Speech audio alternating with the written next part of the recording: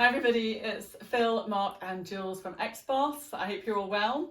So we have these weekly meetings where we all get together to discuss what we're going to do in terms of planning. We always start off with how's your weekend, don't we? And then we move on to the state of the nation. Phil normally comes armed with a few stats and facts about what's been going on. And a cigar. And then we just have these big chats. And every time we do it, we say, God, our retailers really need to know this. They need to have these insights. So we've decided to do this new content series. We're going to call it Retail Lab, where we get together periodically and we talk about things that probably really matter to you right now, running your business.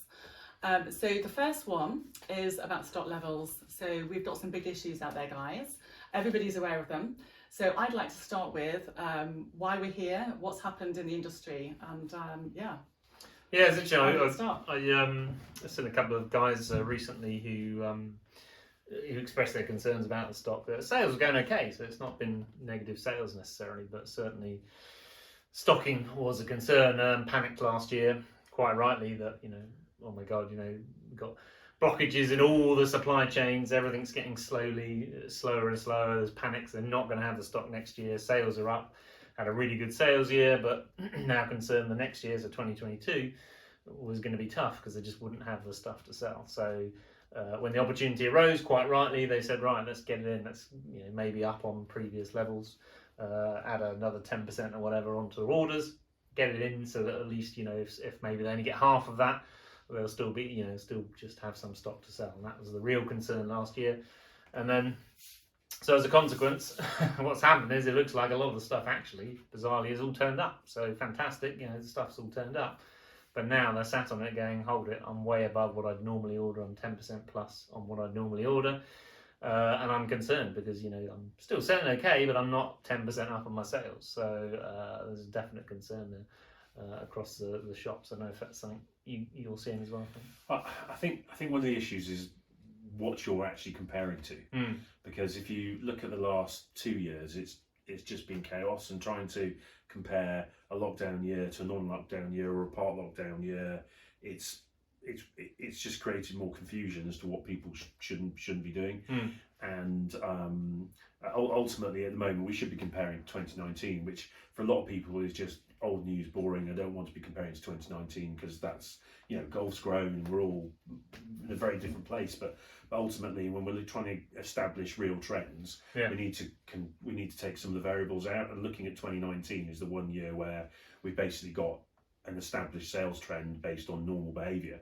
And I think the question that a lot of people will be having now is that based on normal behaviour, what is the new demand? What is the new normal? And I think that's where a lot of people have maybe not necessarily paid enough attention to the numbers. They've looked at what they've maybe done, and they've sometimes there's been a little bit of buying into the kind of panic in terms of what is and isn't available, and they've had some challenges last year in terms of not being able to get product.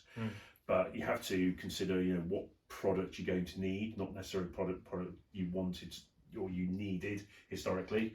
And so if we looked at the demand that we saw in the second half of both 21 and 20, it was massive. But that is unlikely to be the case this year because there was pent up demand, and we've been able to satisfy that demand through the first quarter of this year. And so getting a handle on those numbers is important. And there'll be brands that have made mistakes, there'll be retailers that have made mistakes, and who can blame them? It's been bloody confusing as to what is the right answer. But I think if people took a step back and said, right, let's look what happened in 2019, let's get some numbers to see where we're up on that. And I think the other issue that's really caused a lot of confusion is that we've seen massive price escalation. We've seen in the press there's lots of there's been huge inflation through for various reasons, and that's been hiding some of the trends, because if we get an escalation of 10% in the price and we sell the same amount, then we're going to get 10% increase in turnover. But that doesn't necessarily mean that the trend's going to carry on like that with regards to what we're going to sell further down the line. So I think ASP has had a big impact, and certainly across nearly all product categories there's been massive inflation. Part of that's been driven by macroeconomics, that if you can't get the supply, then people will pay full price. But because we haven't had the excess stocks, there hasn't been the clearance. And also they've been coming out with new products which are pitched at higher prices. So it's quite a confusing time for retailers to try and work out where exactly everything sits. Prices going up because better new product, but prices going up from inflation. Just have this impression that increases the turnover.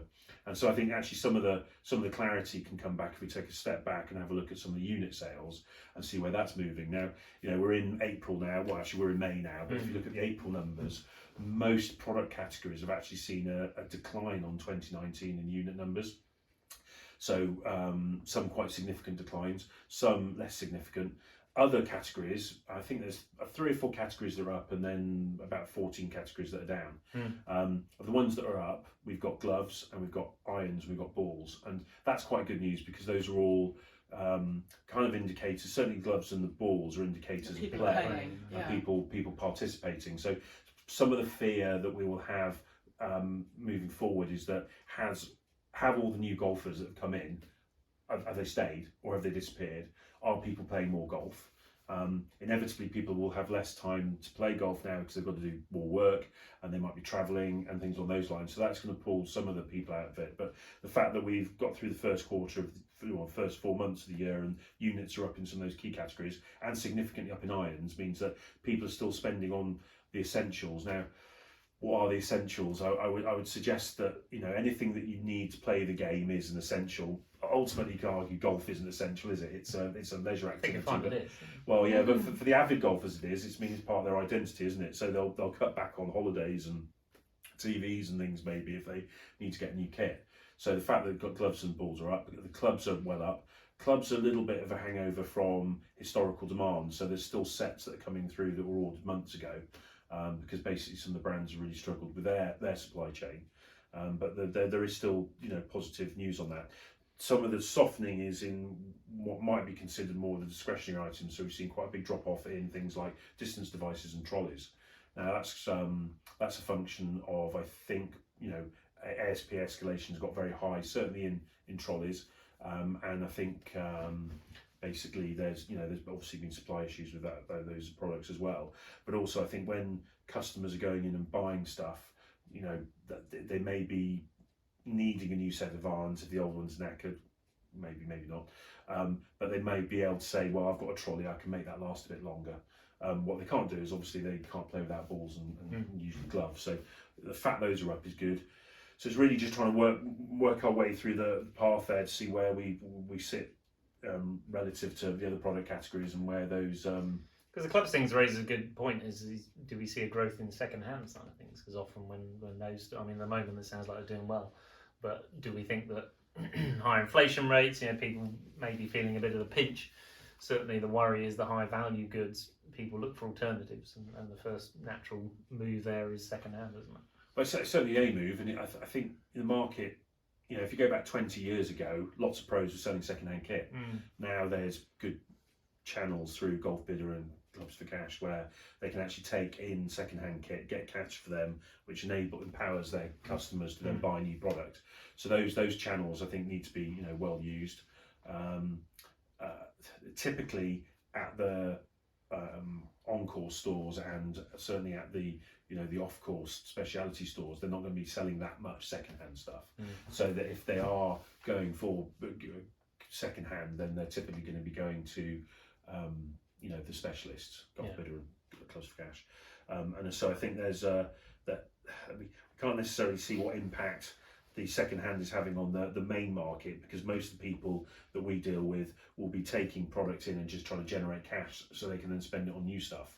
And it'll probably be there'll be a sector of the market that will buy second-hand, and there's some good value second-hand kits out there. And the fact that actual product, there's been less clearance, so there's been less because the ASP is up, the actual second-hand clubs are worth more. So actually when they're trading them in, they can get more value to spend on the new kit. So that it definitely has an impact, but I'm not sure actually at the kind of green grass, the grassroots kind of retailers how much it will be, other than part of the transaction they'll need to take those products in to provide cash for them to buy the stuff. And the other point is, you mentioned ASP, the sales prices and other things. How much do you think is driven by the brands themselves, and how much is driven by or can the retailer have influence over it? It's a discussion often have out there is, does anyone ever actually look at the sales price of everything in their store. We're very easy to quickly discount stuff, but actually, are we taking into account inflation, for example? I'm sure there's lots of guys out there that haven't inflated some of the essentials. All the highlights, all the kind of highlight reel would have everyone talking about the price of a trolley or a new driver or a set of irons with how much they cost. But quite often it's the inflation at the lower level that has a more meaningful impact to certainly some operations that are, very much dependent on the fridge. On the ball sales and the glove sales, and then the stuff that turns over or should turn over more regularly. So I think a lot of people have experienced cost pressure on everything. A lot of people will have seen price escalation on certain categories, but it may be that they haven't necessarily escalated the prices themselves on certain products. You go down to some basics like how much you're charging for a trolley rental, or how much you're charging for a bottle of water, or how much you're charging for a Mars bar. I mean, some of those things can have a massive impact on the bottom line. I mean, quite often the fridge accounts for as much profitability in a business as the woods do, or something along those lines. So bigger markup, hasn't it? Yeah. So having those products, they're going to be costing everyone more, so we've got to make sure we're charging more for them. And I know there can be a little bit of hesitation from certainly on-course pros charging more for those products. They feel if the customer sees that they're charging £2 for a bottle of water, then they think that they're going to be perceived to be expensive. So when they come to buy the new driver or the set of clubs, they think, oh, because you're charging £2 a bottle of water, your clubs and your drivers are going to be really expensive. But I think certainly the way it has been with the limited supply, the price has just been the price. There hasn't been much discounting or need discounting, because it's, can you get me the stuff, not what price can you do it for. So I'm sure price conversations go on, but and we're going to do a whole new film, a whole film on price next time, aren't we? So taking it back to stock levels. Sorry, I got distracted. We always get distracted. That's fine. At least we haven't talked about Saturday night or anything. That's fine. It's a public video. It's fine. But going back to stock levels, a lot of our retailers have all the issues that you're talking about. And so, say you've got too much stock. What would you say to the retailer who's just got too much stock? We've had emails about this since we were tweeting about it. I mean, from my point of view, it's too early to panic. Certainly, we're only, as I said, we're only in May at the moment. The first thing, if you've got a budget, great start, because you can actually see how you're doing to what you'd already predicted what you're going to do throughout the year. So, for example, up until this date, year to date, how are your numbers looking? Are you hitting month-on-month sales targets in order to get rid of what you had expected to sell? So, where are you in that year? So, and if you haven't got a budget already, it's never too late to get one. Just download the link and you can set one up for what you would typically do for the year. And again, with Xpos, you can use the reports to show you where you are so far. And are we still telling retailers to compare themselves to 2019, or have we sort of moved on since then? As Phil says, I mean, 2019 was the last sensible year, but there's no harm in trying to hit the sales targets from last year. If you had a good year last year, I don't see any danger in doing that, as long as you had you felt it was a fairly standard year. Then by all means take last year. But yes, if you think the last 2 years have been way over the norm or under the norm, then maybe look back at 2019. I guess. I think you have to look a little bit at what's happened to your club. Do you, if smart's not wrong to say look at last year, because for many businesses they are just going to look at last year and want to comp against that. And when comping against that, you're really looking at the total year, not the months, because we're shut for a few of them, weren't we, right? But I think we need to. If you're looking at 2019, you then have to sit back and say, okay, so if I use 2019 as a baseline, what I need to do now is actually see, right, how many rounds played visitors were they that year, and how many active members did I have in the club? Now, if you're in a typical club, let's say you got 400 active members and you had 15,000 visitors in a year, then you've got to monitor what's the expectation this year. If your visitors are up 30% and your members are up 25%, then it wouldn't be unreasonable to suggest that your 29 figures are shooting too low, and that you should be looking at selling more than that. The other thing is, what we've also got to consider is that when we're comparing, if we sell the same number of units as we did in 2019, by the very action of increasing prices, we're going to make a lot more revenue. So I think revenue numbers on 2019 well, that would actually be selling less units. And actually, what you'd hope is with, even if some of the new golfers have stopped or people are playing less, you still have a very, I think the general agreement is there's more golf being played and there's more golfers out there. And so as long as your club's looked after those players, hopefully you maintain a good percentage of them. And as a result, then you should be turning over more than you are in 2019. And you should be turning over, significantly more in some categories because the ASPs are that much higher. So, the budget's important. I think, you've got to, again, it sounds really boring. Having been through the pandemic and all these amazing things that have happened and this great influx into golf and all the sensational bits and pieces, it's still, the fundamentals still come back to it. You still got to understand what you are trying to sell, what you should be selling, and planning for purchasing that on an appropriate basis. I think if you're in a club where sales are still rocketing and things are going out, definitely we need to pay some attention to the unit numbers and actually look at what have I got on order, and if there's any delta in that to what you're expecting, then you've got to be planning for that appropriately. I mean, we're through the first 4 months, right? And actually, as we speak now, we're most of the way through the 5th month. So April and May are 2 big months for hardware and selling. And so, one of the biggest months for woods and some of the biggest months for irons. So some of those key hardware categories are big. But actually, if you look at some of the other categories, we've still got much bigger months to come. So if you're, balls and gloves, bigger in June, July, August. Some of the other product categories are bigger then. If you're looking in shirts, bigger in those periods. Clothing, I mean, in fact, actually, we haven't really talked about the difference that's been in clothing. Clothing still had a pretty crappy time of it. If you look at sales numbers for clothing, they're still down on what they were in 2019.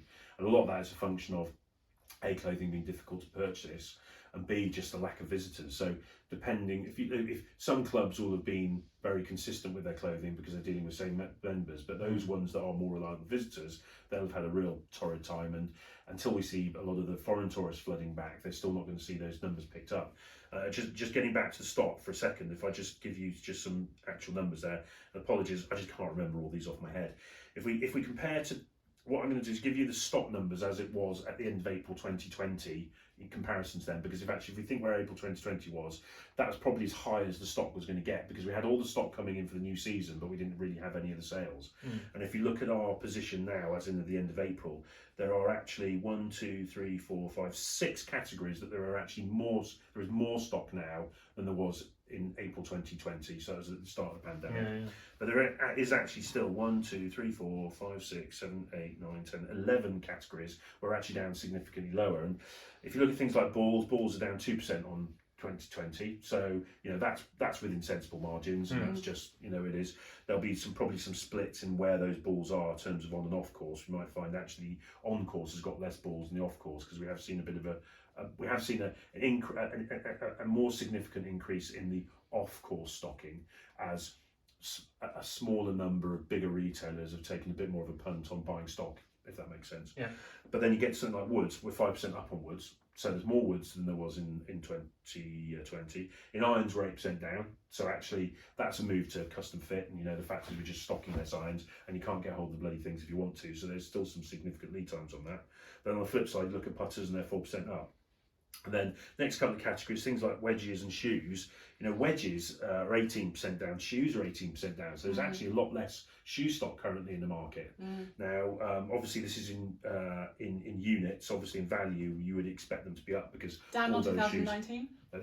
We're all talking about 2020 here. Okay, so is that all the new golfers that came and bought new shoes and then haven't bought. Well, this is inventory I'm talking about now, so it's just less product sitting there. So it could be the new golfers that bought it and sucked it out, but I'd also suggest it's stock availability and maybe a hesitance from some retailers to get it in, because shoes and, in a similar vein, apparel, most of the apparel categories are down about 20 to 30%. So there is a lot less apparel stock out there. A lot of that is down to retailers just not having the visitors coming in, so they're not buying it.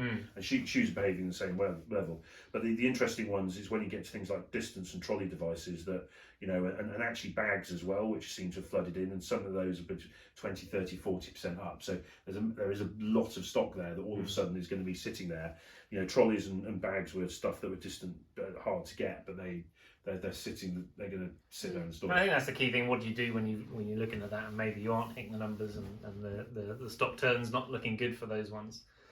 So I mean, the first thing we've been chatting to, said a few guys we visited, is is actually just don't panic, as I said before. First thing is don't cut your prices. That's the worst thing you can do. Don't want to go down that route. It's the race to the bottom, as we know. Actually, is be organised. Again, so look at your team. How can they help? You're not going to, hopefully not on your own. You can get the other guys to help you start to promote that stuff. So start to look at how you can get that out of the door, rather than having to cut the price. Actually move it around in your store, make it more prominent. Look at your marketing. If you're doing social media, hopefully you are. If you're doing newsletters, emails, whatever it may be, push notifications through the Caddy app, then get on there, start pushing it, getting it out, get people aware of what you've got in stock. As Phil says, sometimes it might just be they don't realise you have it. How many times do we see where the guys, they say, oh well, the members come in my shop every day. And they see my stock every day, and if they wanted it, they'd buy it. But are they browsing? That's not exactly. The whole point is they come in, have a coffee, have a chat, look at the TV, and then they're out playing golf, and their mind is on golf. How many times are we actually selling to those people as they come through the door? Are we actually reminding them? So by moving the bags, let's say they're not moving them in a position maybe near the coffee machine or wherever, and just dropping it into the conversation. That's all going to help. That's much more proactive, and because you're aware of the issue, and that's the first thing, is just being aware of the issue, you can do something about it now rather than waiting until sort of August, September, when you then cut the price in half, and there goes all your ASP. Yeah, exactly. Yeah. Good points. Yeah, we've still got a long way to go before people need to panic too much. I mean, the other thing is the stock they've got now.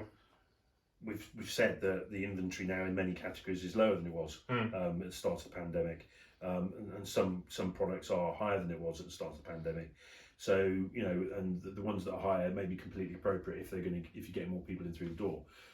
The other thing to also consider is that you need to look at your individual store. It's not just the stock you've got now; it's what stock you've got coming. And so I think because of the way the product availability was, there are a lot of guys out there that say you did 100, whatever it was, 150 of them in the year, and you did a pre-book of 50. Some guys have gone, well, I struggled to get my 150, so I just put a pre-book in of 150. Yeah. And some people said, oh, I didn't get my 150, so actually I normally do 150, so what I'll do is put a pre-book for 200 with the expectation that they're not going to get that other 50. Because if I didn't get it last year, I won't get it this year. Well, what seems to have happened in certainly some product categories, the stock is flowing through much better. So I think just having conversation with the supplier partners is also important. What have you got coming through? Are sales as you expected? If they are great, if you think you're going to exceed them, great. But if there are situations in your club where you have got less people coming in, or sales down, you need to be having those conversations sooner rather than later with brands to make sure that you've got the right bit. And it may be for a lot of people that they actually haven't got enough coming through and they need to up the orders, but there will be people out there that they've overcooked it with the pre-orders, and they need to just throttle that back maybe. So it's not with the stock thing. Don't panic, as you say. But you've got to be actively managing it, because we're not just managing the stock we've got now, we've got the stock that's coming. Yeah. So many good points. So if you're an Xpos retailer, in fact, I've got a question actually from, can I give you, is it Q&A time now? You can go away. Got a question now from Graham Nethercott. He's a head pro from D-Side Golf Club. He said, in response to a recent tweet, I'd like to know what reports to look at to make more informed decisions about pre-booked stock purchasing. Also, what reports to use to set budgets on suppliers and or categories, brackets, for example, trousers. So, really good question. That's a good question. It is. I mean, as we said, so hopefully you've got your budget, you've got your target, you know what you're aiming for. With regards to Xpos, I mean, first thing is, where are you right now, and where you're predicted to go as well for the rest of the year. So I assume he's talking about sort of autumn-winter purchasing rather than. I guess the retailers are the same. Sounds like that's in-season stuff, isn't it? Yeah. So he's got to be looking at the product. At the basic level, it's drilling down, isn't it? You've got to look at the product group reports to see where your sales are, especially if you can compare them to previous years or budgets. So sales analysis comparison. So sales analysis reports. Looking at those are important, and then marrying up also and just viewing where we get back to the stock turn. Some people still don't understand the stock turns, but the stock turns will give you indicators as to where you are with that. And you can do that by product group and subgroup. Yeah.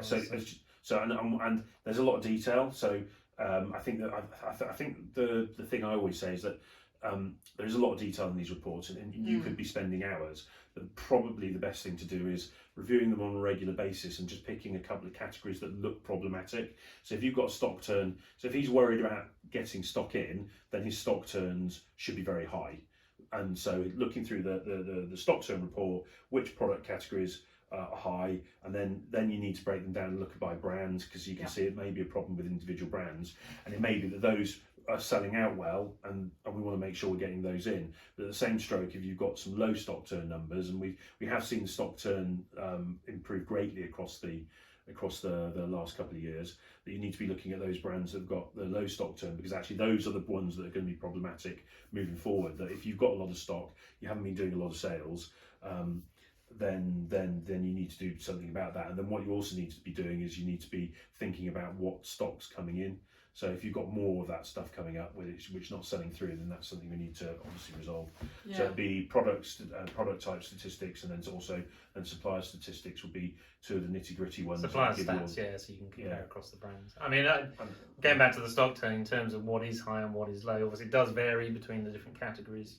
Overall, we've always said 3.5 would be fantastic for our industry, but it does vary. Obviously something like irons are custom made, custom fit stuff, you're going to be firing that out all the time, so that's going to be a very high stock turn, whereas the slower movers obviously would be lower. So but yeah, if you're looking overall 3.5 at this time of year, I'm guessing generally people are, as I said, are going to add more stock, although the numbers in certain categories, so generally you're going to be maybe a little bit lower than normal. But so as a starting point, I mean, we've got the numbers that we can share with you guys across all the different categories. So what you should be targeting. Put that out as another tweet for the margins and the stock turns.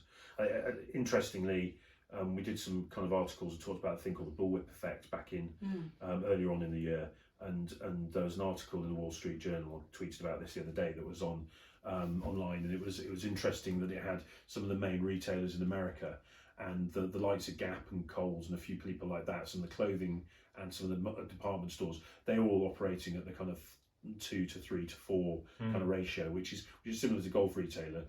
When you got up to people like Target and Walmart, they're obviously much more just in time. They're operating up at the 10s. Yeah. So in certain categories, as you quite rightly say, things have been operating much faster. So things which you can order and turn around and get in, that you might be operating 8, 9, 10 on irons or trolleys or a few things on those lines. The clothing's typically one that's been slower, but that has picked up as the stock levels dropped a bit. People have been turning over more. And I think one of the key things on the stock level for the clothing is making a clear decision as to whether you're going in to stock it in depth or in width. I think sometimes people are tempted to try and increase sales by having lots of width, and so they don't have all the sizes, and then you introduce people to products and they think, oh, that's really good, and then you don't have it in their size, and then you can't get in their size. And so they can't buy it from you. But what they then do is you've advertised it to you, so they'll then go online and buy it from somewhere else. Whereas actually sometimes I think people it's a bit easier to manage if you have a little less width and a bit more depth, to make sure you've got the cover, so that if it's taken a place up in your store, you can at least satisfy those sales. Yeah. Because actually, if you've got an option of 3 or 4 and you want a shirt, you'll choose from the 3 or 4. If you've got an option of 10, but you've got less stock, the chances are they might be choosing one of the 6. So on that note, we had another message from Stuart Barrett at Rangerton Golf Club, who said historically he's gone to several brands and tried to get the best discounts, but now should he be focusing on, for example, one brand for gloves, one brand for trousers, or one brand for outerwear, one clubs? Is that the best approach? Because that kind of is in line with what you just said. Yeah, some of the workshops we did earlier in the year is a question we raised, and especially with gloves actually, and talking about even the bottom line is what sort of margin are we making across the country? How does that vary between the shops? And massive discrepancies between the sort of, even just on a standard glove that you think everyone surely is making the same sort of money. That came down to ASP though, isn't it? Some people being braver on charging just a quid more from one shop to the next. And ASP, but also on the fact that they narrowed it down, they took it down to one brand, and they said, because their customer, and I'm not saying it's right for everyone, but for their particular case, their customers didn't really care about the brand of glove. Some people did, but majority of people didn't really care about the brand of glove. They found they got a really good deal on this particular glove, managed to get a good margin on it, bumped the price up, so all the ticks in the box basically, and that just worked really well for them. So they were looking at sort of 50 plus margin on that, whereas other guys in the same room from the same sort of area were only looking at sort of low 30s. So it was amazing how it worked for them. I'm not saying that's right for everyone, but yeah. But, so on the flip side of that, I'd say that you've got to consider ranging, because you've got to, what type of golf club are you? If you've got a very limited set of customers and you know that they're going to pitch in at a certain level and you haven't got a lot of visitors, then you can probably steer them towards a brand which will be suited. Whereas if you've got a big variety of customers in that might have different needs, that might drive more demand. Yeah. The only other thing I would say is that it's just, if you just went with one brand, and I think in principle for certain product categories that's really get the phone call, so I've already done that one, really sensible. In other product categories, I think you need multiple brands, because the other thing, especially when you've got constrictions on supply, if you put all your eggs in one basket, you're not going to potentially get the product. So if one band just doesn't turn up with all the goods, certainly I know there's some challenges in the apparel sector at the moment. There is a limited selling season for selling those products, and that's problematic. So you probably want to be dealing with one or a brand or two, so that you've got a bit of an offering and you're de-risking on some of the supplier constraints. But on the flip side, I think what you say, definitely there are certain categories, and in general, I think retailers, if they're a bit more disciplined, they could quite often do a better job if they're a bit more worked in partnership with a bit more of a few smaller brands, a smaller number of brands, not smaller brands, a smaller number of brands, and so that you also having a bit more of a relationship with them. So if things are going wrong or right, you've got a bit more leverage. So the other thing is detail. Unfortunately, to say it's hard to answer a question like that when you can't look at his information and his detail. Detail does matter in this case. Back to reports. Yeah, back to reports, back to looking at what sells and what doesn't sell. In terms of sizing and he's chasing the margin there, which is great. You're chasing where can I make the most money. So he's looking for the deals off the brands because obviously that sounds good. I want to get it the cheapest I possibly can, but sometimes that's not always the answer. Sometimes actually you've got to get the brands that your customers want, so it's not always just getting the cheaper stuff. So just going for that extra bag or additional item from that brand to get the deal might not be right for you if actually your customer base prefers a different brand in that particular category. That's true. So it's no understanding what your customer base likes. It's also selling through, isn't it? Because there's making profit on each individual sale, but if you've had to commit to a ridiculous deal, which you just end up with X number of items at the end of the year which you have to clear out, the profit that you're then getting at the end of it may not necessarily be worth it.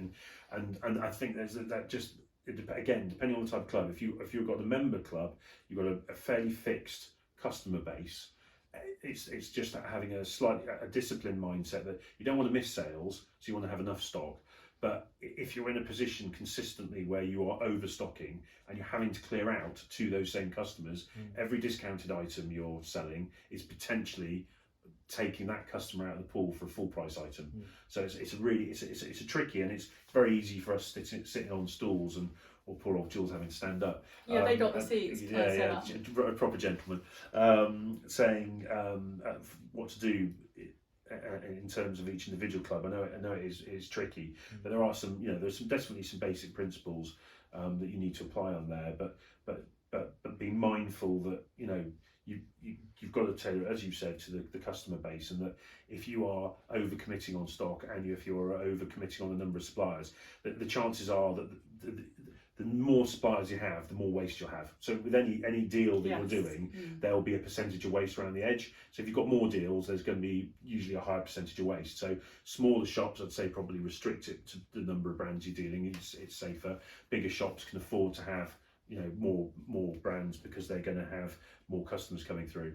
But very mindful of whether those are visitors or members, and that if we have too many, if we end up with too much stuff at the end of the year, we have to clear it out. Unless we've got some successful channels through eBay or something on those lines, it's going to be trickier with the members clubs.